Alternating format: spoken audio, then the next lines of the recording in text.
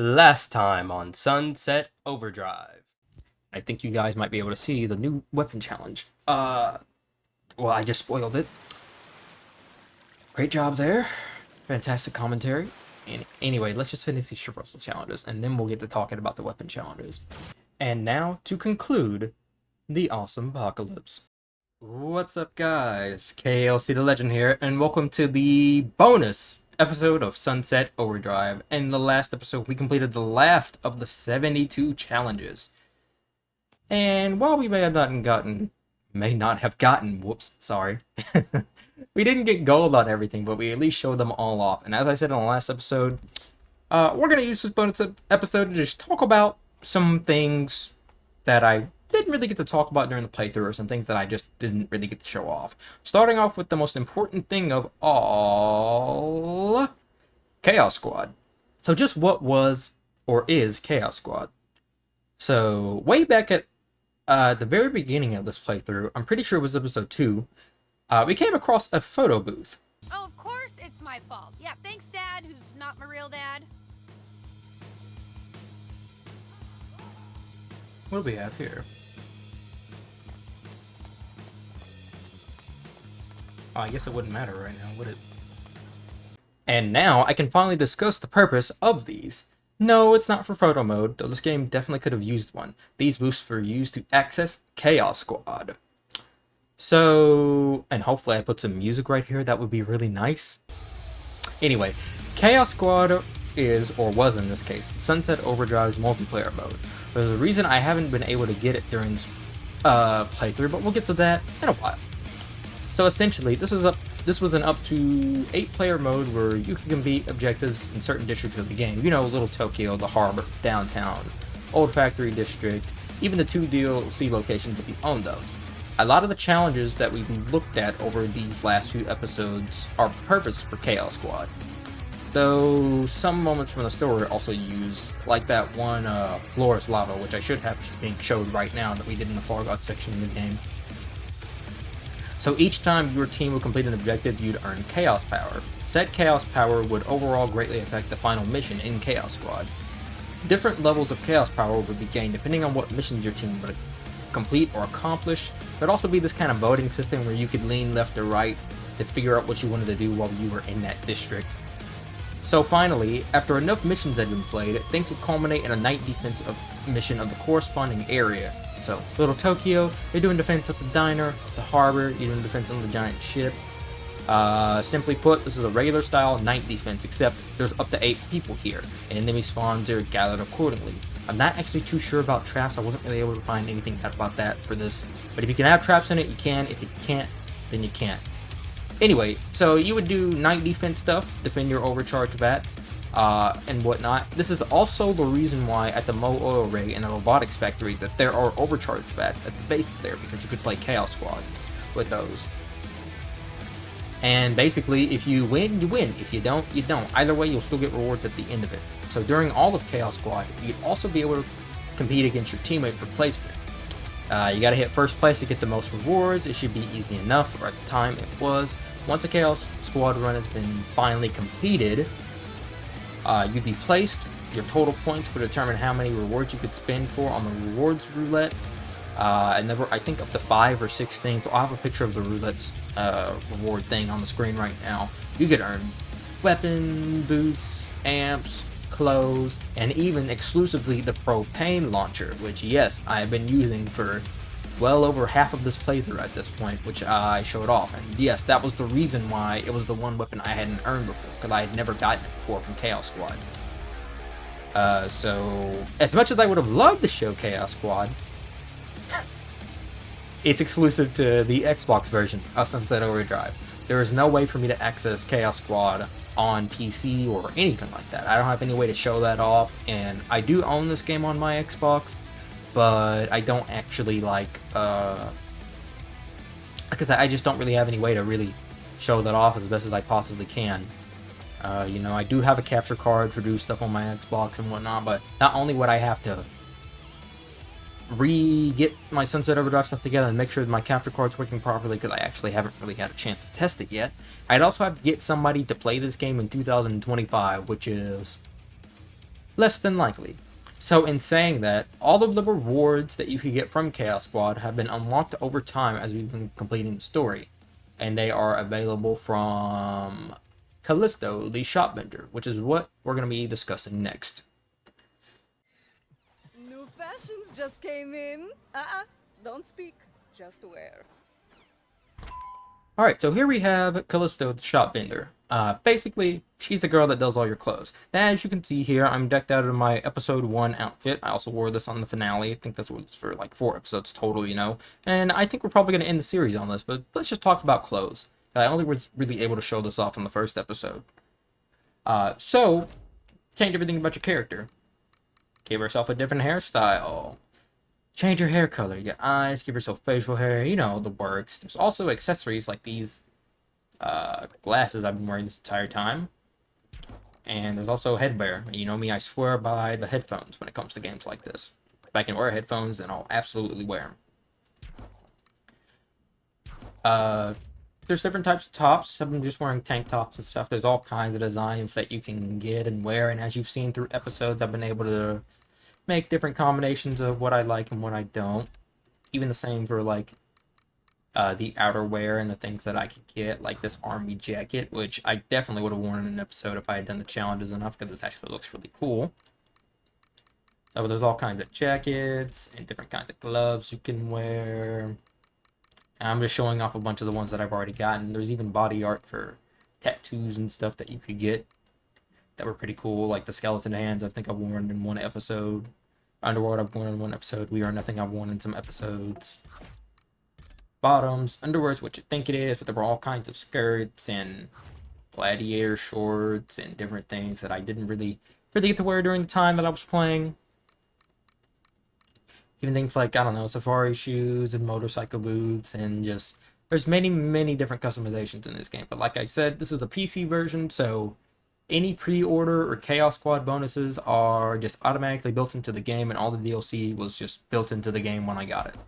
So there's even body art that you can get for yourself, like these roses. That's actually really cool. There's even one for the Underworld right here, which I didn't also wear. Would have worn that on some episodes, but I didn't wear a lot of shorts, so that's that.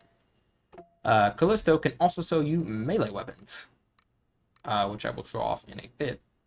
But I've just had all these melee weapons. Most of these have been obtained while I was doing quests or side quests or clearing challenges with gold ratings will give you melee weapons as well. And if I go to the vendor, I can even buy a bunch of melee weapons like this guitar, which was an Amazon pre-order, a regular baseball bat, a hammer, a sword, a baseball bat, this, that, a giant foot of some kind, a trident of alcoholic balls, which I would sorely not use. You can also buy a bunch of Insomniac sets and outfits and whatnot and change the way that you look for this game. Some of these are really cool. Some of these leave more to be desired, I suppose. All kind of just depends on what you like and, well, what you don't. And there's a lot more of these than I thought now that I'm just looking through here. So if I'm being honest, the Wasteland outfit's probably the best one for me, just cause. But if I go to customize, I've saved some outfits myself. Like, I think we wore this in like episode 4. This is one of my favorites. Wore this while we were fought Fizzy. That was another episode. A Wasteland, I think we did that for maybe Excalibur. Winter coat while I was doing side quests before the final boss. I just wore this very recently for an episode, and there's 9 more, or there's 2 more that I can save for up to 9 sets at a time. And that's pretty much like the outfit system. You can obviously change your gender and your face and all that if you want to. I usually don't bother with that. There's different body types and all kinds of different, little fun things that you could mess with that are just, entirely up to choice. For all you want, you can just run in here with the default setup that they give you, and you can stay in your like slacks and t-shirt that they gave you from the very first day and just speedrun the game like that. Though this isn't really a game that I've ever had to like speedrun before or anything. So, all right, now that we're done with the clothes, something else we can do while we're here is talk to Two Hat Jack. All right, so now that we're here at Two Hat Jack, I can also discuss a bunch of the pre-order weapons and the DLC weapons. which is why the weapon wheel has been so long over here, because a lot of these weapons were very much exclusive. So we're just gonna kind of just go through these real quick, and I'll highlight the ones that are exclusives, like if I could find the first one, the Rager.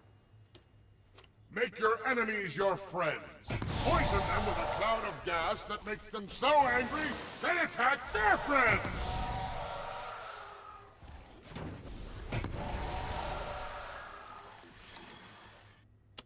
So yeah, we have the Rager. I've used this weapon in I think at least one playthrough of mine.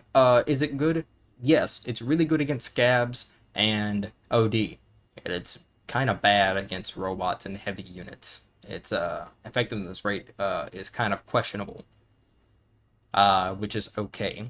Though it can be good. I think it has some interesting weapon synergy that you can have with certain amps on it that can make it really nice. But I enjoyed it for what it was. Anyway, I'll actually get to a certain weapon synergy that I enjoyed with it in a second. Next exclusive weapon was the Headbanger gun.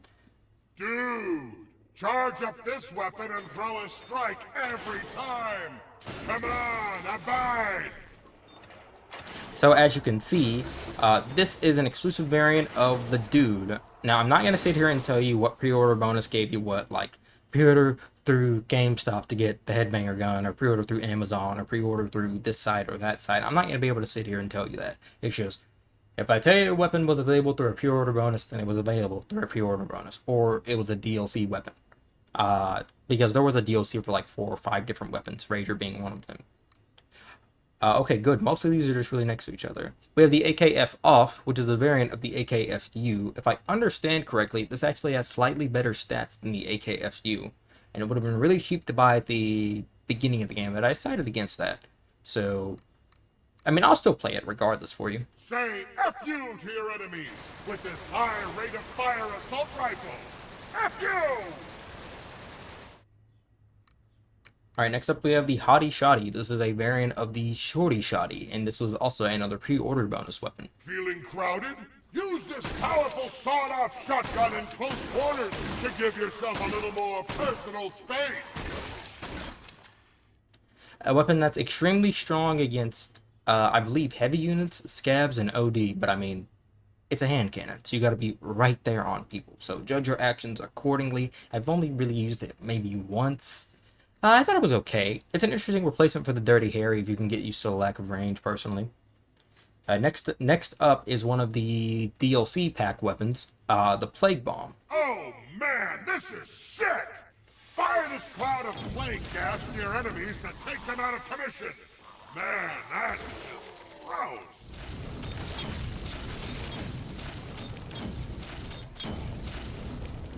So the Plague Bomb is actually probably my favorite of the DLC weapon pack weapons that you could get. Because, I mean, you could just buy these on your Xbox One and you just automatically have them at the start of a playthrough. I think this weapon's phenomenal. It's really good against scabs and OD. It's very weak against robots and heavy units. But the Plague Bomb works really, really well with the Rager, because it causes enemies to just throw up on each other. And as disgusting as that sounds, you'd be really surprised about how good combo chaining this weapon synergy would be. So these two put together are really, really, really strong, and I'd highly recommend if you, I don't know, if you own this game on Xbox One and you just have the DLC pack, try out the Rager with the Plague Bomb put together. It's a really nice synergy. Next up is the Multi-Lock Rocket Launcher. This is another one of the DLC weapons, and if I remember correctly, this one doesn't really have an announcer description for some reason. I don't know why. I guess I didn't do voiceover in time, but as you can see, you just hold the button down to lock onto targets, and you do just that. I forgot how good it is against everything, but I used it for one playthrough. It was good. Unfortunately, it falls off quite a lot the farther you get in the game. Like, I think this weapon's really, really good at the beginning of the game, but just as enemies become more difficult and get more health and new enemy types spawn in, I just think it falls off a lot.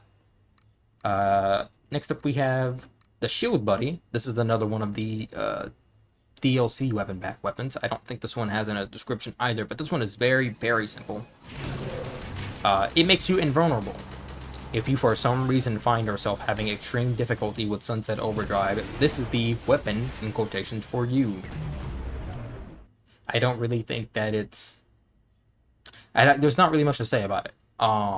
It doesn't really have any amp synergy. I mean, it can technically, but this isn't the kind of weapon you want to put an amp on, basically, is what I'm saying. Like, it's perfectly neutral. It's just, you want to not take damage, then use it. Maybe it'll be good for people who don't want to use their overdrive slots for, like, more health or something like that. But that also is giving up a weapon slot, and you have to remember that. And last but not least, we have Nothing But the Hits, which is an upgraded version of the High Fidelity. I think this is the only one where I don't know whether or not it's a DLC weapon or it's a if it's a pre-order bonus. I'm not really sure, but anyway. Physical media is still good for something. These vinyl records bounce off objects and can hit multiple enemies with the same shot. Represent!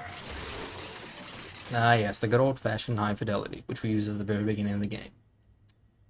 So, I think that since we're just kind of sitting here, I'll try to buy as many weapons as I can, and many of, like, the cheap weapons as I can, just so I can just add them to my wheel.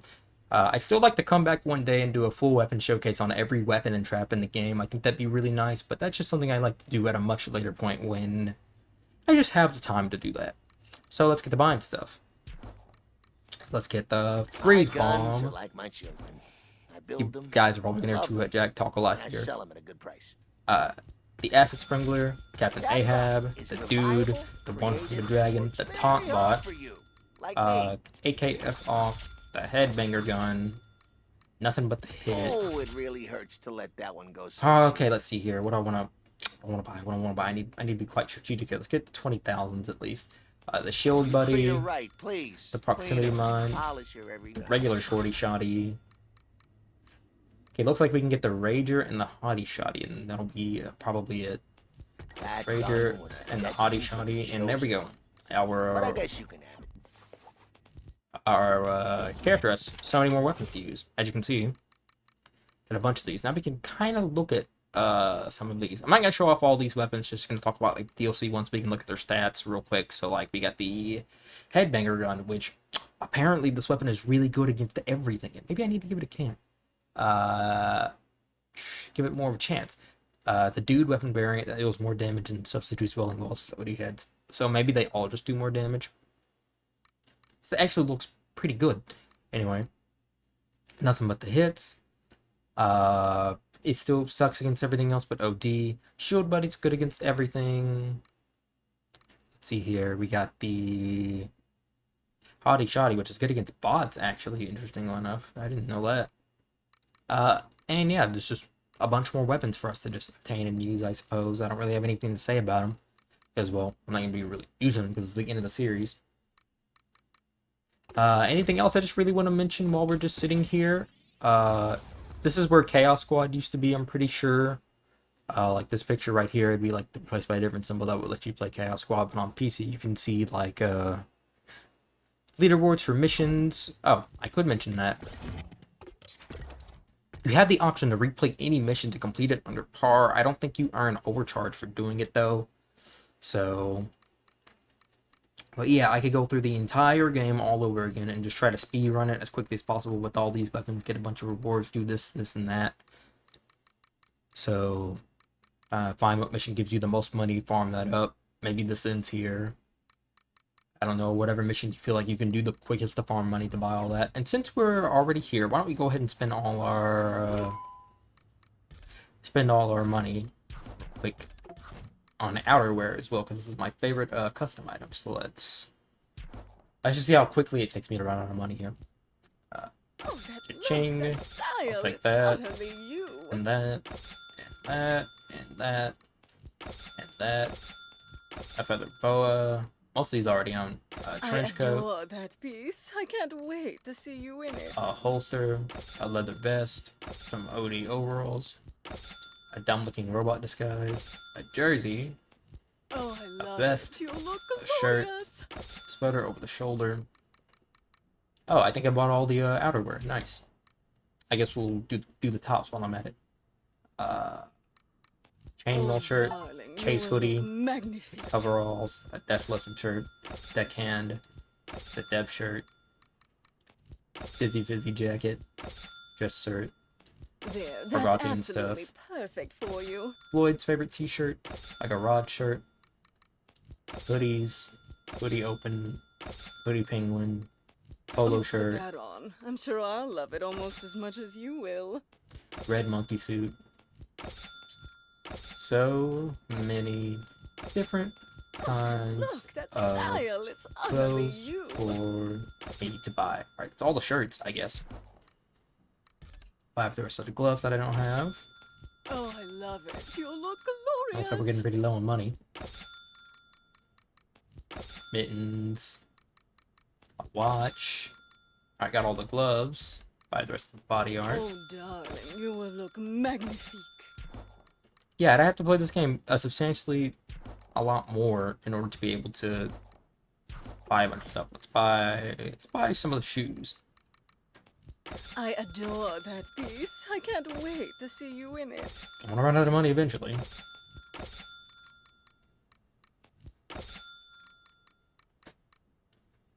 Pumpkin boots for nothing. There, Oh, that's I'm out of money absolutely with perfect for 163. you. But now I own like all the tops and stuff. Well, mostly all the tops and challenges. And I think with buying all those clothes, because I didn't really have any expectations for this episode, because I didn't want it to be as long as the other ones. I knew that. Okay, let me just fall gracefully, I guess. But I guess I'll just run around for a second and just talk about the series as a whole. And also fix my audio while I'm at it. That's much better. What is there really to be said about Sunset Overdrive that I guess haven't said yet? I've played this game for a long time. I've had to record a lot of footage. This was the first Let's Play that I did on this brand new computer of mine, and I think it turned out pretty good. There's lots of things that I could have known about bitrate or just recording in general that I could have taken care of and had more fun with and just had the video come out in better quality, but I like to think that this Let's Playing stuff for me is just for fun, and it's a lot more of a trial and error process for me to do. And I really enjoy playing this for you guys. I really had a fantastic time doing this at the end of the day. Maybe there's a bunch of things that I could have done differently. Maybe there's things that I could have showcased at a different rate or at a different point. You know, or perhaps this wasn't the game that I needed to play first. I'm not certain, but this is just one of the games that I really wanted to show off for the channel, and I just had a fantastic time showcasing it that. I can't even really talk. I'm trying to be serious here, but I really had a fantastic time playing this, and I really hope that you guys enjoyed it. And would I come back and play this game again? Of course I would, maybe one day, you know. Perhaps not in the future, you know. I would like to take some time off. You know, I like to take about 2 or 3 weeks off and just kind of chill, do my own thing, focus on things outside of making content. If I can get the next game together, which, yes, I already know what it is, don't worry about that. But I'd like to do that and just have some fun, catching up on things I don't have time for. You know, there's games that I want to play, there's games that I still play now that I don't cover on the channel that I'm really looking forward to, like Borderlands 4 is coming out soon. Really looking forward to that. I might end up covering that on the channel. I'm not certain yet, but, you know, I'll see. But that's pretty much all I have for Sunset Overdrive. I just felt it was most appropriate for me to just kind of just take a second and just thank you guys for watching and sticking through it. Because this took a really long time to make. And how appropriate that we end things right here, back where we started.